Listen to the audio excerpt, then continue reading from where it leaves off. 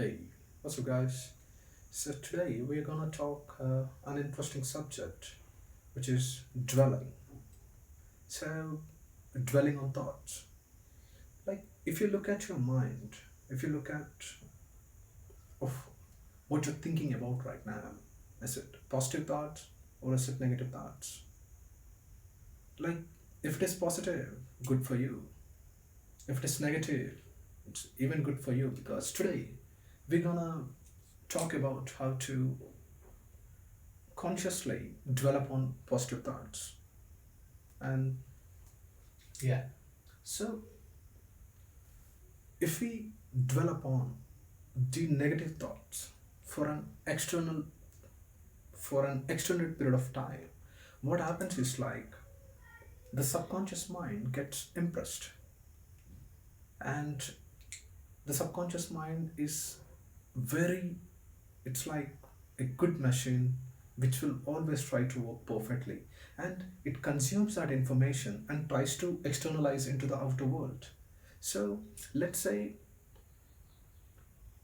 we all have positive and negative thoughts, and the problem is not with the negative thought, and the problem is not with the positive thoughts. The problem is you dwelling on the negative thoughts. When you dwell on the negative thoughts, you give power to that thought, and you increase the charge of that thought, and therefore, you lose your power away. You become more and more negative in yourself, and that doesn't help. The key here is like to be consciously catch yourself when you're dwelling on the negative thought. So, let's say most of us, like even me, everyone, we have thoughts. Only enlightened persons do not have thoughts. So we have thought, and we need to see ourselves: are we dwelling on the past or are we dwelling on the future? So let's say we are dwelling on our past. Like there are many experiences from the past which hurt us, which made us believe we are not worth enough, which made us believe many, there are like many negative programming within us because of our past. And in the present moment, we we dwell on that fear that maybe this situation is again going to repeat, it's maybe going to recreate. So here the situations might create or not recreate, it's not up to us, but it is a fear of the situations getting repeated. The fear, if we dwell more on the fear, what happens is like the subconscious mind gets impressed, and then it thinks, okay, this is what I need to, this is what Vishnu want, and this is what I wanted to create. So it just works on an autotelic mode, subconscious mind. It's really a wonderful tool for us to, it's a boon and a curse. If we know how to use it, it's a boon. If we do not know how to use it, it's a curse. So what happens is like there is if you are dwelling on the fear, what happens is like there is a circumstance, there is an incident happening, there is life happening around you. So your sense organs will try to consume that information with the interpretation of fear.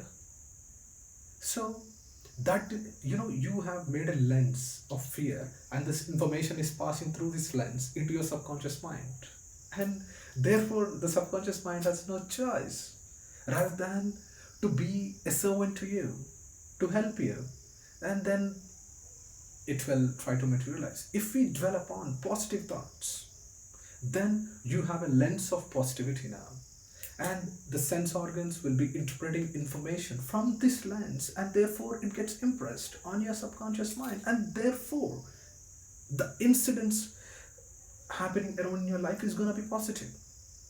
So there is a beautiful sentence by Neville Goddard. He says you can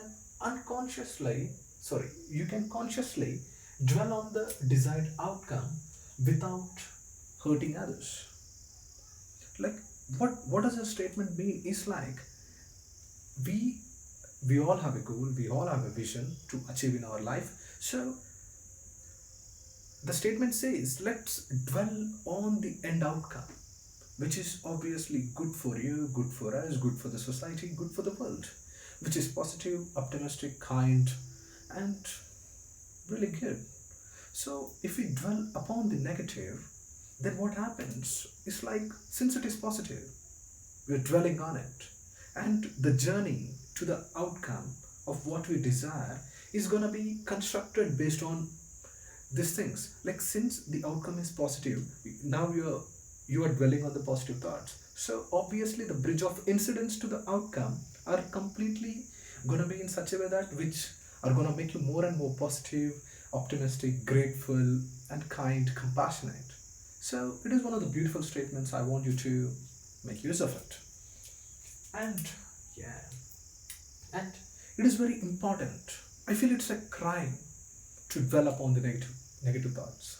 Yeah, like, why do we have to dwell on negative thoughts? I mean, I understand we have negative thoughts, but dwelling on it is a crime, because now we know it is the dwelling on the negative thoughts we are creating the outcome which is not desirable to us. So obviously it's a waste of time. So we have the power to choose where our attention wants to go. So you are the creator of your life. You have the power to choose your destiny. Like, if you want to dwell upon the negative thoughts, it's up to you. But the outcome is gonna be the negative if you're dwelling on negative. And in this process, like, let's say even though we are dwelling upon the positive thoughts, we are we are experiencing certain incidents which are not, which you don't feel like it's in harmony with the vision.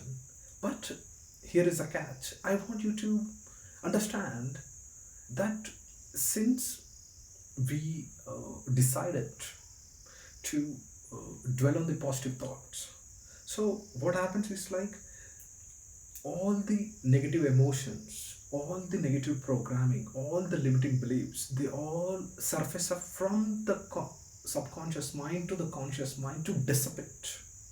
So this process, just try to understand when this negative emotions surface up, try to see, like, it's an opportunity for us to know what are the limiting beliefs exist in our subconscious mind.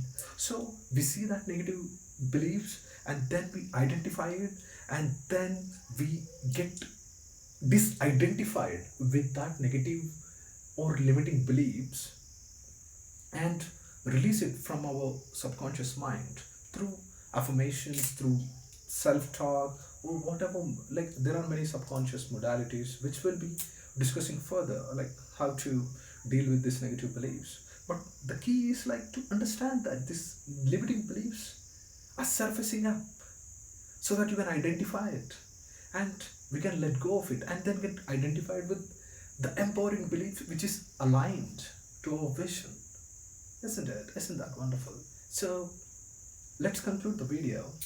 Like, the golden key here is the thoughts. The thoughts are the is the golden key to freedom. Like, you have the power to choose what kind of thoughts you want. If you choose gratitude, compassion, like positive thoughts, optimistic thoughts, then your life is gonna go in a certain way. If you choose negative thoughts, then your life is gonna be in a different way. So you have the power, and thoughts externalize into behaviors, into emotions, and even the external world. And based on your external world, you can use that as a, what do you say, man, as a object to understand. The external world is revealing to you what are you dwelling upon, what are your thoughts. So use that as an opportunity to know what your thoughts are, and consciously change your thoughts. And hope you enjoyed, guys, and let's say in the next video.